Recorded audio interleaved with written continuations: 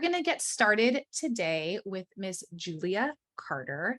Julia, I'm super excited to have you here. She is with Successful and Smart Business Coaching, and Julia is going to share all about mindset and the kind of mindset we need in order to have our course creation. So Julia, go ahead and get us started.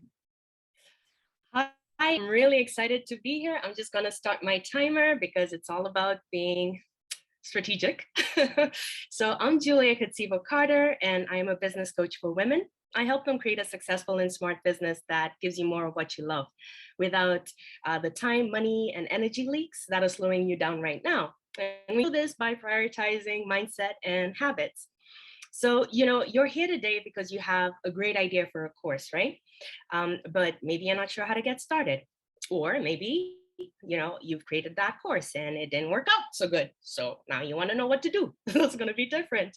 So you're in the right place. And what you're going to get from me today is a way to budget your energy so that as you plan and as you launch your life-changing work, and please remember, it's life-changing work. As you do this, you're not left feeling burnt out, resentful, overwhelmed, or holding the bag of a disaster.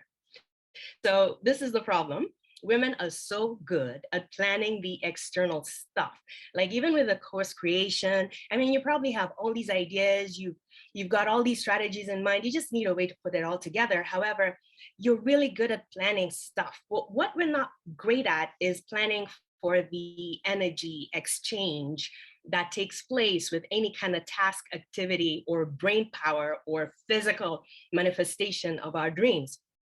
And so this is how it shows up. You find that, and I'm speaking from experience in addition to my clients, but you find that you have that adrenaline rush, then it pushes you and it's great. It takes care of you. But what happens after the course, the launch and all of that good stuff is that you crash, you fall down, you burn out, and take a break and do nothing. And then when you're ready to get back up again, you realize that you have to start from scratch. Tell me if that sounds familiar. Something else that happens is that you and I've done this myself before, where you sort of start off reluctantly. It's like you have your dates, you have your emails, you have everything set up, but you're not really in it yet. And then toward the end is when you start getting excited and gearing up and realizing that you really wasted a lot of time and resources and energy that you could have put to better use if you had planned if you had really planned this from the very start. Or you find that you start and you stop. So we see this with clients where they keep pushing the dates, keep pushing the dates. You have everything that you need, but what you keep doing is just pushing it and pushing it and pushing it. And so this is the solution that I have found works for me and works for the clients and works for many people. And I'll give you a few, or maybe an example of someone famous when it comes to course creation who also uses these tools that I'm going to share with you. But what I'm going to say is, and I'll break it down for you, okay? But start with an intention, plan for the launch, meaning on your calendar, plan for the breaks, plan for the hiccups, plan for the mountaintops, meaning the really extra great goals that you're like, this is it, I'm killing it. Plan for the rest, plan for the after, meaning when you're done with this course, when you're done launching, when you're done with your digital courses, then what?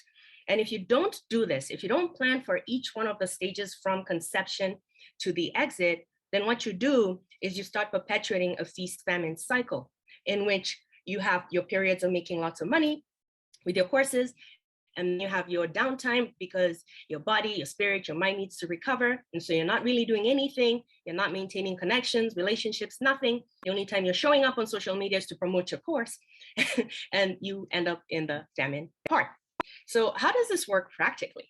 Well, first, after deciding what is going to happen, and the beauty about this wonderful mini summit is that you've got all these experts who are going to help you with those pieces.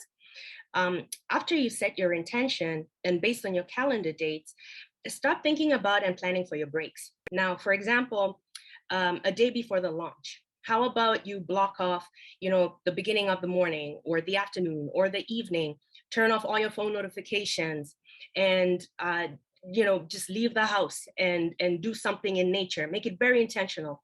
The things I'm suggesting are pretty hard in that You're on the go and you've got all these parts and you're thinking, I can't be away from my phone. Are you kidding me? Like I have all these messages I have to take care of. But this is why I'm saying you plan intentionally. You put this in your calendar long before so that you know that even as you're going, you have these breaks planned in. So then also put in your 20-minute slots in your very heavy days so that no matter what, you're taking a stop at that 20-minute when it's time to take a break, you're taking a break. When it's time to go back, you're going to go back. Now, this does require intention, meaning that you honor what you do decide with what you're going to do. And while you're doing this, plan what you're going to tell yourself when times are getting rough, and they will, and when times are really great, and they will be great too. And what do I mean by this? Is that the way we speak to ourselves pretty much will determine the level of commitment that you have to the plan that you set for yourself. So for example, if you know that you have planned your breaks and you know that you have work to do, you might be tempted to keep working because, well, you're in flow or you have so much to do. But if you remind yourself, hey, I need to take this break because I also need to replenish myself. I'm giving a lot here. I need to replenish myself, and this is what I'm going to do for myself. And what those breaks will do is take care of you for the times when things are not going that great. And it happens. It happens. It's normal. It's just a natural part of the journey. So Amy Porterfield is someone that most people are familiar with. And one of the things that she said recently that I absolutely love is that she places a time on her pity parties. So for example, her most recent launch didn't go as well as she planned. Now, in Amy Porterfield's world, we're talking about millions and millions of dollars, right? Like we're talking several three-digit millions of dollars. So, but she is a human, so she also has those moments. And what did she do? She put a timer on it. She said, okay, have your feel bad moment, rage, do whatever to do, feel defeated, feel like you're not enough, you're not good enough, whatever. But once the timer goes off, that's it. Then get on to the next thing. And I find that is so important, and it's worked so well for me in that you have to remember that life goes on and you still have to carry on. And plan with the end in mind is something that's really important. So you have your launch dates and you have your goals, and that's really great. And you have your course creation. And I keep saying launch dates because you're going to have to launch those courses, right? So you're going to have to plan for that. And you have your course creation. But then after that, then what? What's the plan here? So what I find is that a lot of people do not plan beyond the next event. And what this does, again, is perpetuate that feast-famine cycle. Also, what it does is you end up taking a break, and you end up taking a break longer than you technically should. But if you are planning in light of a bigger picture, so for example, if you're thinking to yourself, I want to be doing this for the next 10, 15, 20 years, or even the next, 2 years, I'm happy with that. Well, then start thinking about what's next after this, or where does this go? Where does this land? And I'm really happy that we have all these experts who are going to help you put those pieces together, because it's very important and it's going to help you stay intentional and knowing that, okay, these are the dates that I'm doing this kind of work. When do I want to take my breaks? So how are we doing here for time? Okay. So in summary, what I would like to say is that if you don't budget for your energy needs, you will pay later on. And I'm speaking from experience and also from client experiences, and that it's all unnecessary. So this is what I'd like you to take away. Decide an intention for the whole event and process. Decide how you want to be, decide how, what's going to happen no matter what, how you're going to walk out of this. Plan your rest and plan your breaks and be committed to them. Know what you're going to say to yourself so that you do take those breaks. Plan with the end in mind so that you have a bigger picture of what you're doing and don't get caught up in just single events, which result again in the feast famine. And finally, if you maintain a childlike curiosity, what it does is it's going to help you build tenacity. This is a rough game. This is a tough game. This is a very tough industry, especially because of COVID. We've got millions more people who are in this right now, as you are probably.